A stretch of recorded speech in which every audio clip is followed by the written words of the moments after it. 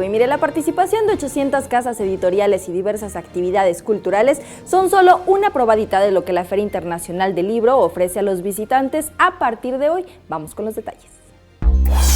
El jefe de gobierno José Ramón Amieva asistió a la inauguración de la 18ª Feria Internacional del Libro en el Zócalo capitalino. Estuvieron presentes algunas personalidades nacionales e internacionales y escritoras como Wendy Guerra, Regina José Galindo, y también asistieron Beatriz Sánchez Monsiváis, secretaria de la Asociación Cultura del Estanquillo, y Eduardo Vázquez Martín, secretario de Cultura de la Ciudad de México. Se entregaron premios a diferentes categorías y géneros, como el Premio Iberoamericano de Novela Elena Poniatowska, Premio de Poesía Joven y Carlos Monsiváis. Tienen un digno lugar, porque son el fundamento que alimenta la riqueza y la diversidad cultural del libro.